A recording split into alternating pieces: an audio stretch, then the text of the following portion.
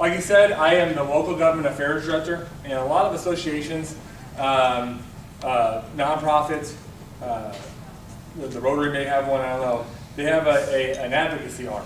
So that is the arm of their association that takes their concerns as a group and they put together their legislative agenda or their policies, and they go to the federal level, the state level, and local level to advocate on behalf of those goals. Well, the Realtor Association is a trade organization that does it just about as well, if not better, than anyone else out there. We have a lot of government affairs directors throughout the country that work on those policies. So I was going to hopefully go in a little bit today and tell you about some of the issues we fight at every level of government. And we work with government on a lot of those issues. And in addition, go into maybe something that might be able to help with the project you guys are looking at doing. So that's been part of my presentation. So this is our 100th year anniversary. So April will mark 100 years that the Illinois Association of Realtors have been in existence. And basically kind of like our mission statement is to protect and promote property rights through advocacy, while also doing a code of ethics, training, regulation of all realtors in the state of Illinois. So, and there's 43,000 members in the state of Illinois who practice real estate. So just to be a little bit clearer, you can be a licensed real estate agent. A lot of people don't know that. You can be a licensed real estate agent, but not necessarily a realtor. Is everybody aware of that? So a realtor is part of an organization or a trade organization. It's actually a broker now. Broker, yeah, sorry. Real estate broker. I'm still in the old school. And so you can be a licensed real estate agent, but not necessarily a real estate broker, a realtor, quote unquote. So at the federal level, we fight a lot of different issues. We have a gentleman up there by the name of Dan Blair who advocates on our behalf, the president, Congress, every regulatory agency. And some of the issues that we fight, and one of the reasons why I love fighting for the Illinois Association of Realtors is not everything we fight, the majority of what we advocate for is not necessarily bottom line. Alan doesn't necessarily benefit from every issue that we fight for in his pocket. A lot of trade organizations out there, they only advocate on issues that affect their bottom line. We're a little unique in that. So like the mortgage interest deduction, who takes advantage of that? So for those of you who aren't familiar with the MID, real lively group here. The MID is the single largest tax exemption or tax deduction that you can enjoy as an American. It's the single largest tax deduction in the United States. So it's always on the chopping block when you have times of budgetary kind of crisis.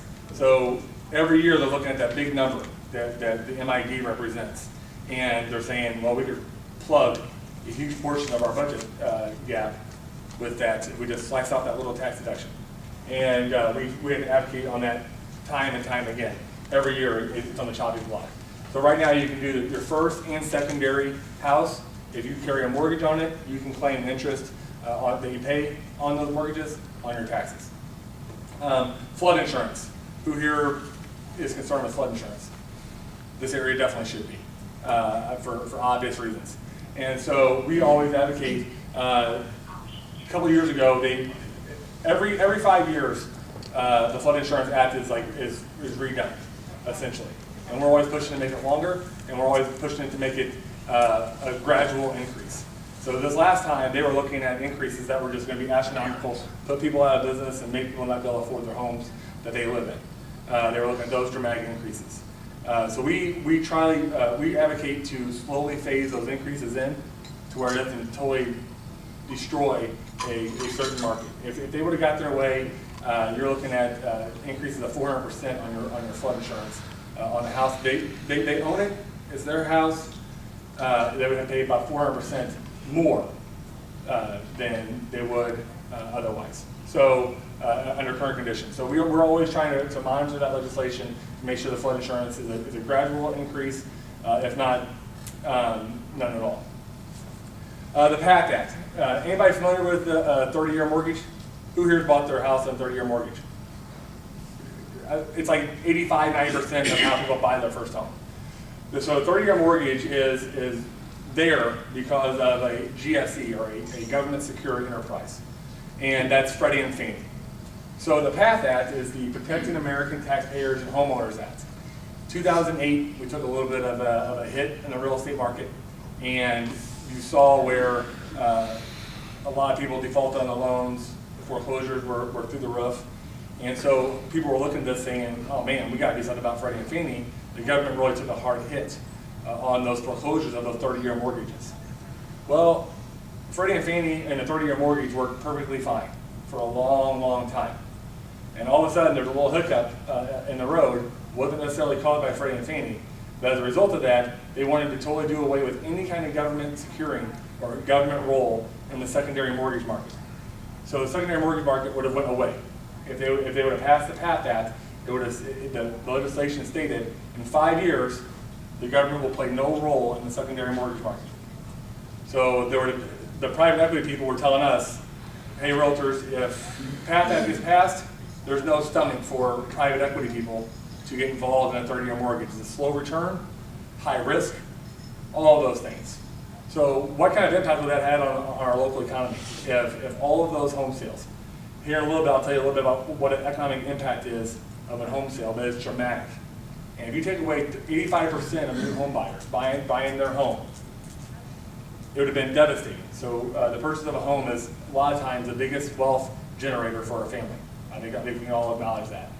Buying that home is the biggest wealth generator. No 30-year mortgage, all of that goes away. And it makes it very, very, very difficult for people to make that jump from not property owner to home ownership. Makes it very, very difficult. So we advocated against that legislation, and we were victorious. The Mortgage Debt Relief Act. So what that did was, as a result of the foreclosures, the government said, okay, if you did a short sale, and it was less, if you were underwater on that short sale, and you were relieved of that debt that you couldn't make out, say $20,000, the tax code would have made you pay taxes on that relief. And so we've been advocating to extend that mortgage debt relief time and time again. So we were able to extend it for 2 more years just last year. So people were hurting already. They were able to maybe short sale their house, get out from underneath water on that house, and they were going to tax them on that relief. It was just unconscionable. I can't see how people would think, oh, that's a good idea. So we were able to extend that, and hopefully we'll be able to do that for as long as the economic downturn is still continuing to help or hurt homeowners. Anybody have any questions on this? Not at all? Okay. Turn the lights out and people fall asleep. Or maybe it's just not boring. State level advocacy. So in Springfield, we have 2 of the best government affairs directors, Grace St. Alban and Julie Sullivan, and they lobby the governor, regulatory agencies, and the General Assembly. They have not, we don't really foray into the budget, thank goodness. So I don't think we want to get involved in that mess. I think we're going to see a long, long delay still on anybody coming together on a budget. It's a nightmare up there. But some of the issues that we do fight would be, or that we advocate on, is the sewer inspection legislation. So last year, I know growing up in Ferguson, there was always tree roots in our sewer. So what this would have done was it would have amended the Seller Disclosure Act, and it would have changed it to where every time a seller was selling a residential property, they would have a plumber come in and do a video sewer inspection from the property to when the government takes over. Now, if I'm a licensed plumber, I'm going to CYA, and I'm going to say, hey, there's a crack here, there's a problem here, there's a problem here, just so I don't get dinged on that. Even though the sewer from the house to the city works fine, they're writing every single thing down. That's going to have a dramatic impact on closures. If I'm buying a house and I don't know anything about sewers, I'm not a hands-on guy. Ask Brad. I'm terrible at it. I see this, I'm going to think, oh my gosh, I can't buy this house. It's terrible. Even though it's probably fine, my sewer right now is probably the exact same length. The sewer I grew up in, and it's been working fine. But seeing that and exposing that when it works fine could dramatically stop a lot of closings. So you have people in this house who want to move up. They can't sell their house now because they've been dinged on a video sewer inspection unless they want to drop $15,000 and improve the sewer for no real reason. And in all likelihood, that probably stops them from getting to move up in that other house. Or you have first-time home buyers who can't buy the house because it's been deemed to that video sewer inspection. So we were able to stop that legislation, and we estimated on average about $500 per inspection as well. So in 2014, there were 150,000 housing transactions in the state of Illinois. So you're looking at $75 million pulled out of the local economy like that. $75 million for no real reason. I mean, who here has had a lot of sewer problems? I mean, we used to have to go get it cleaned out from all the roots and all kind of stuff, and pay a guy every once in a while to come clean it out. But overall, I've never had to do a whole sewer overhaul, especially when I bought a house. So it's really an unneeded mandate, and we had a couple of choice words for it in our little clip up there, but I won't say those here. Fire sprinkler mandate. So the state fire marshal a couple of years ago wanted to mandate fire sprinklers in all new home construction. We had varying degrees of cost estimates, but we think the cost is going to be a lot higher to install a fire suppression system in a new house. Who here has a fire suppression system in their house? Who here feels unsafe in their house? We're not anti-fire sprinkler for the Illinois Association of Realtors. We're not saying, oh no, you shouldn't do that. What we're saying is it should be consumer choice. So we're always advocating on behalf of consumers having the ability. It shouldn't be a government mandate. It should be something where if you're building a house, we're all in favor of saying, hey, if you want to install a fire suppression system, you can. If you don't want to, you don't have to. So we're estimating about $12,000 for a fire installation in about a 2,000 square foot house. They were estimating $2,000, $3,000. You can't sneeze for $2,000 anymore, so I'm not sure how you can install a whole fire suppression system for $2,000. Good question? That's what, maybe 6% of the average of a 2,000 square foot new home? Yeah. A lot. I think. It could potentially stop somebody from doing it. Advertising sales tax. So this is there hasn't been legislation introduced on this yet, but in a couple of the governor's addresses and his turnaround agenda, he spoke about an advertising sales tax. And in general, he talked about a service tax in general that would impose sales tax on a lot of services that you currently enjoy.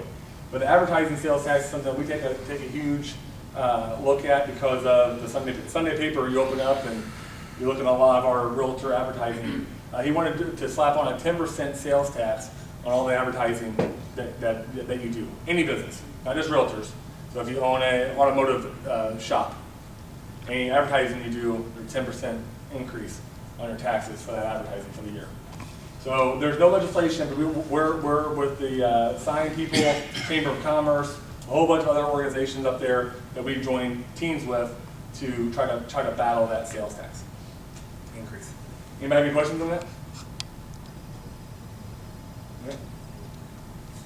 Okay. And so in regards to your question too, that's might not be a big a deal for the bigger houses, but exponentially it's not a whole lot different for a lower income house. So like if you build a new house in say Wood River or East Alton, you're looking at maybe $100,000.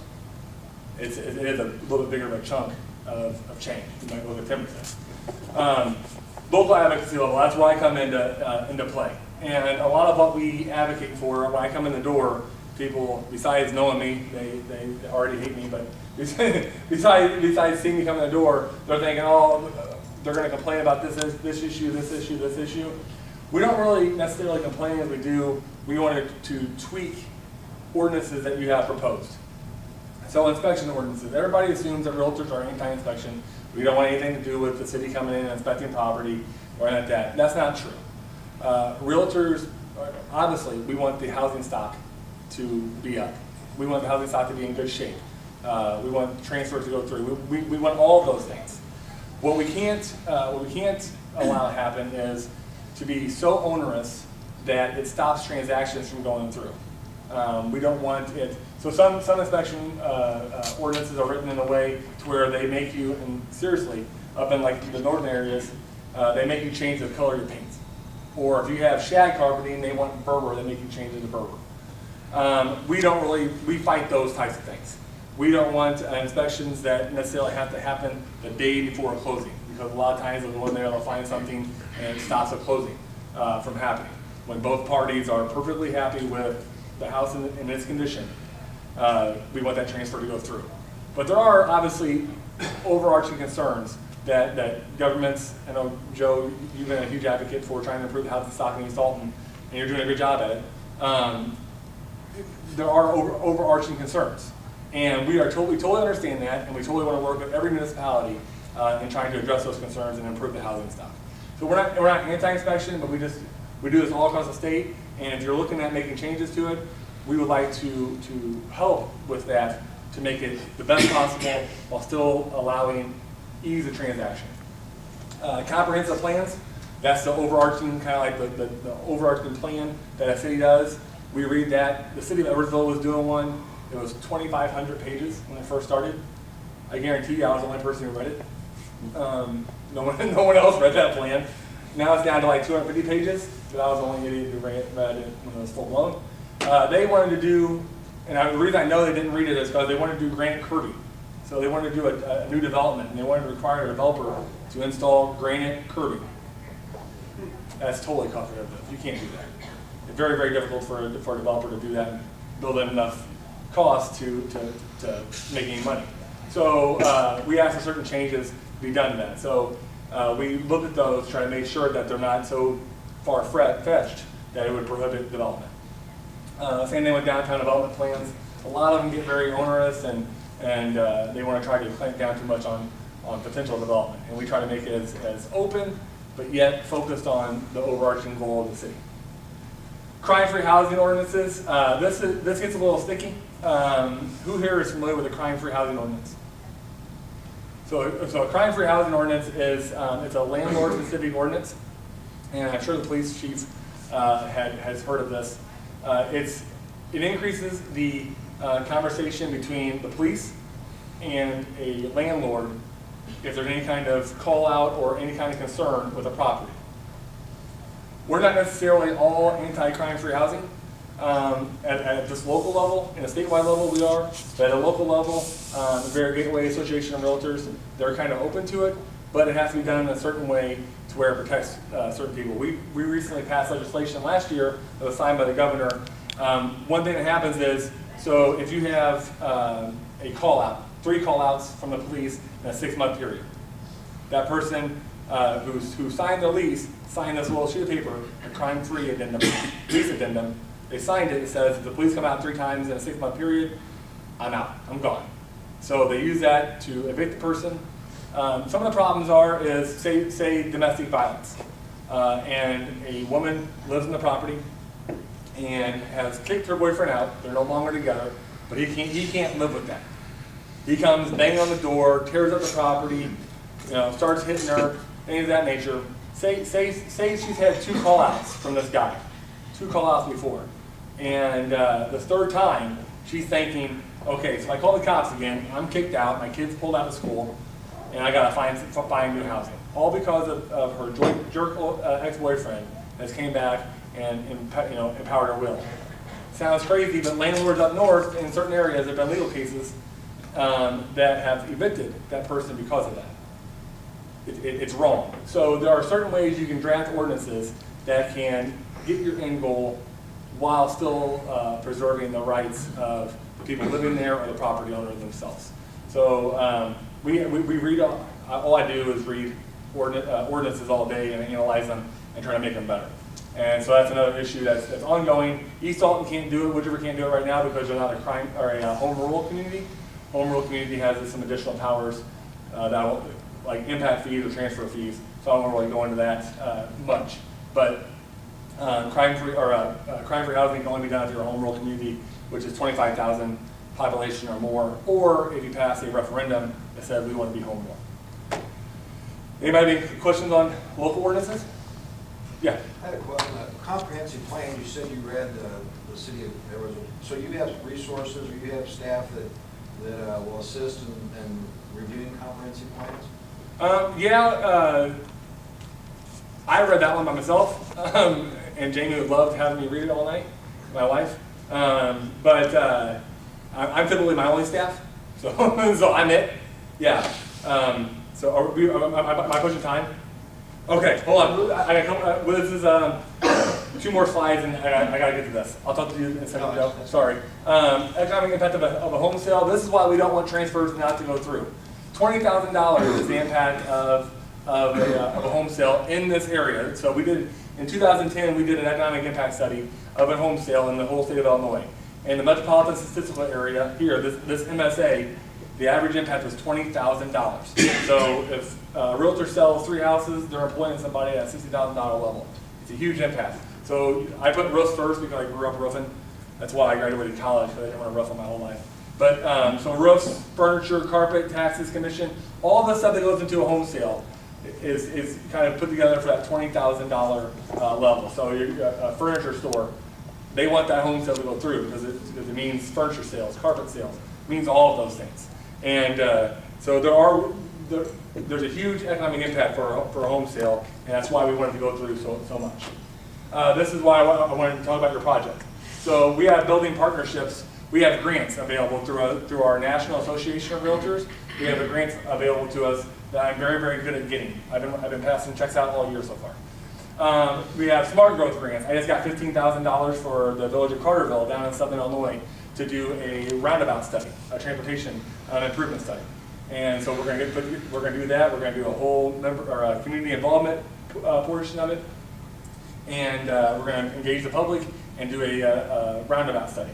The Housing Opportunity Grant, we just did a $15,000 one. I'm working with Lindenwood University in Belleville to discuss how we can help improve the housing stock of West Belleville.